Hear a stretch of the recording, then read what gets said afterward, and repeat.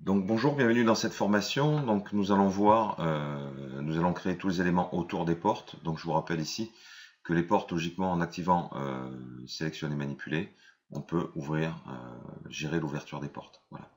Donc ici je suis en vue de face et je vais venir créer des éléments qui vont venir se rajouter à mes portes. Et grâce à des liaisons hiérarchiques, nous pourrons demander à ces éléments de suivre les portes. Et par la suite, nous allons créer le portique. Donc je vais commencer par un élément qui va venir sur la porte ici. Donc je vais vous montrer qu'on peut rajouter des éléments sur les portes pour complexifier un peu leur aspect technique. Donc je vais venir ici, en vue de face toujours, créer un cylindre. Donc ici, création, objet, géométrie 3D, cylindre. Je vais venir cliquer ici par exemple et créer mon cylindre comme ceci. Donc là, je crée son rayon et en déplaçant ma souris, on peut voir que sur la partie droite du panneau, je vais gérer sa hauteur. Donc je ne la vois pas pour l'instant, mais c'est pas très gênant. Je valide une hauteur pour l'instant par défaut. J'appuie sur P pour repasser en perspective et F3 pour afficher le mode ombré. Donc là, je suis en affichage argile qui se gère ici à partir du type d'affichage ici. Là, on pourrait passer en réaliste ou en mode argile, ce qui donne la même couleur à tous les objets. Donc voilà, ici, j'ai créé mon cylindre. Je vais enlever par un clic droit la segmentation hauteur. Clic droit, déplacer. Et je vais venir, pardon, alors, on s'aperçoit qu'en attrapant le cercle qui est au bord, je peux régler le rayon du cylindre parce que j'ai l'option manipuler d'activer. Si je désactive cette option, je ne peux plus gérer cette dimension. Donc là, je viens déplacer mon cylindre pour le mettre à peu près ici. Voilà. Alors, on va venir modifier, réduire un peu le rayon. Voilà, et placer l'élément comme ceci. OK. Donc je vais convertir, alors je vous rappelle que pour orbiter dans une scène, ça se fait toujours à partir de la vue perspective, et Alt clic molette, on appuie sur Alt et on clique sur la molette en même temps, et on déplace la souris. Je vais rajouter de la segmentation sur les côtés, je vais passer à 40 pour avoir un cylindre assez lissé, et je vais faire un clic droit, convertir cet objet en polygone éditable. Ce qui va me permettre d'accéder à des sous-objets. En l'occurrence, si je veux travailler sur la partie face, j'explique au logiciel que je travaille en mode polygone. Je sélectionne mon polygone ici. Je sélectionne polygone et je vais venir le déplacer en X. Voilà. Vous ne trompez pas d'axe, hein, parce que sinon vous allez tordre l'objet. Attrapez bien l'extrémité de l'axe qui vous intéresse. Ici, c'est l'Y, apparemment. Donc, je vais venir réduire un peu comme ceci.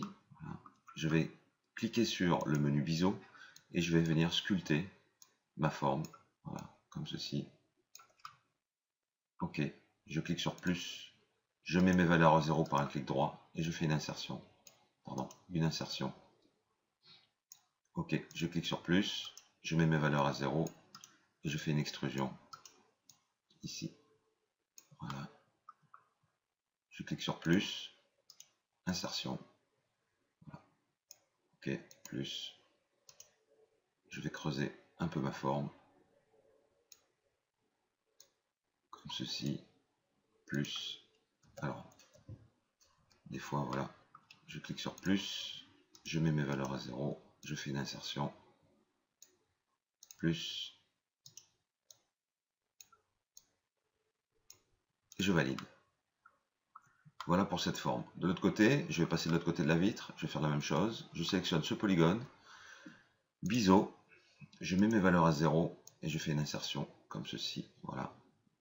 Je clique sur plus, je fais traverser la vitre. Comme ceci par exemple. Et je valide. Alors je vais peut-être réduire. Voilà, hein, vous voyez, je peux déplacer mon polygone sur l'axe Y. Je vais juste réduire cet élément-là. Pour, en fait, je vais juste faire une symétrie de cet objet-là.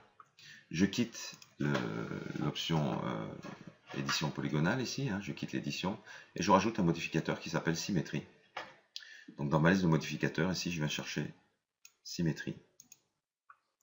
Là, on a un miroir de symétrie, donc on va choisir le miroir en Y. Ici, on va essayer de... C'est plutôt en Z en fait, voilà, c'est dans la profondeur Z en fait. Donc ici, voilà, j'ai bien fait une symétrie de mon objet. Si je déplace son miroir de symétrie, donc j'édite le modificateur symétrie, si je déplace le miroir de symétrie, on s'aperçoit qu'on va pouvoir, comme ceci, voilà, modifier cette partie de l'objet, ici. Ok.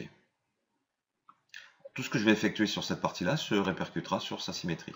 En l'occurrence, je vais venir ici en mode polyéditable, je redescends dans ma pile. Si j'active l'éprouvette, ça me montre le résultat final avec le modificateur appliqué. Et je vais pouvoir choisir les segments. Et rappelez-vous, il est important de biseauter tous les segments pour venir accrocher la lumière. Donc voilà, donc je désactive l'éprouvette pour qu'on puisse voir la sélection. Je prends ce segment ici, ce segment qui est ici. Je vais à peu près les prendre tous comme ceci. Je vais prendre celui-ci, celui-ci, et je fais une boucle, sélection boucle. Voilà. Maintenant j'applique un chanfrein. Donc, vous voyez, je mets mon chanfrein à 0, je vais pouvoir chanfreiner ici toutes les parties de mes polygones, ici de mes arêtes. Je valide, je vais prendre la partie qui est ici, je fais boucle, et je fais un chanfrein. Là je vais faire un chanfrein un peu plus arrondi. Donc c'est-à-dire je vais augmenter la taille de mon chanfrein, je vais rajouter de la segmentation ici. Voilà, pas plus de 4 segments ça devrait aller. Donc ça va arrondir l'arête qui se trouve ici. Je valide. Je vais faire pareil pour celui-ci. Le problème c'est que là si je sélectionne le segment et que je clique sur boucle, ça ne fonctionne pas. Donc l'astuce c'est de passer en mode polygone, sélectionner le polygone qui est ici, en appuyant sur CTRL, et en cliquant sur l'arête, Max va comprendre qu'il va sélectionner les arêtes qui touchaient le polygone. Donc du coup on fait une sélection multiple d'un seul coup. Donc je passe en mode chanfrein. Et voilà, je vais mettre un chanfrein arrondi. Pareil, je vais peut-être réduire un peu. Voilà, comme ceci. Je valide. Je vais faire pareil pour ça. Boucle, chanfrein. Et je vais venir, voilà, lisser un peu comme ceci. Donc, je pense qu'on a fait le tour. Il manque plus que celui-là. Cette partie ici, boucle, chanfrein. Et on va laisser aussi, alors on réduire peut-être un peu l'arrondi. Ok. Je peux quitter le mode édition polygonale. Je vérifie juste un truc. Alors, en général, des fois, ça peut générer des facettes. Le plus simple pour enlever les facettes qui sont sur cet objet-là, étant de repasser en polyéditable, de passer en mode élément, de sectionner l'élément dans sa totalité et d'effectuer un lissage automatique. Voilà. Vous cliquez sur lissage automatique, ça va lisser toutes les faces entre elles. Vous pouvez créer un seuil, hein, ça c'est un seuil à 45 degrés, c'est-à-dire toutes les faces de 0 à 45 degrés vont être lissées, au-delà ne seront pas lissées. Donc on peut baisser ce seuil et créer un lissage auto, voilà, pour marquer peut-être certaines arêtes, comme ceci. Voilà. Vous voyez, j'ai marqué plus des arêtes que d'autres. Ok, on est bon là-dessus. Voilà, je vais venir rajouter une pièce dans le prolongement ici. Alors j'ai peut-être un peu décalé quand même. Voilà, j'ai peut-être un peu décalé cette pièce, comme ceci. La mettre plutôt sur cette partie-là. Voilà, qu'on ait une marge de manœuvre ici. Et du coup, je vais déplacer mon miroir à l'intérieur ici pour mettre la pièce exactement de la même façon de l'autre côté. Alors, c'est pas gênant que les pièces ne se touchent pas. Si jamais vous voulez faire toucher les pièces, il suffit de revenir en polyéditable, de sélectionner le polygone qui se trouve ici, de le déplacer pour l'amener dans le centre. Donc, si j'active l'éprouvette, regardez, je vais pouvoir connecter, hein, puisque c'est une symétrie. Automatiquement, comme cette option, l'option ici dans la symétrie, souder le long du miroir et souder la couture, les points vont se souder au sommet, ici sur la partie de la jonction. Ok, là on a terminé pour cette partie-là. Je vais venir, alors bien évidemment cette partie n'est pas attachée aux portes, n'est pas liée hiérarchiquement. Regardez, quand je manipule les portes, la pièce ne suit pas la porte de droite. Il suffit tout simplement de faire une liaison hiérarchique. Ici, grâce à l'outil sélection liaison, je sélectionne ma pièce et je dis qu'elle sera l'enfant. Je dis qu'elle sera l'enfant de ma porte. Du coup, quand je reprends mon outil de manipulation de glissière, voilà, la pièce va suivre ma porte. Voilà. Donc, nous allons rajouter une pièce sur le prolongement ici pour ajouter à la complexité de la porte. Je sauvegarde ma scène et je continue.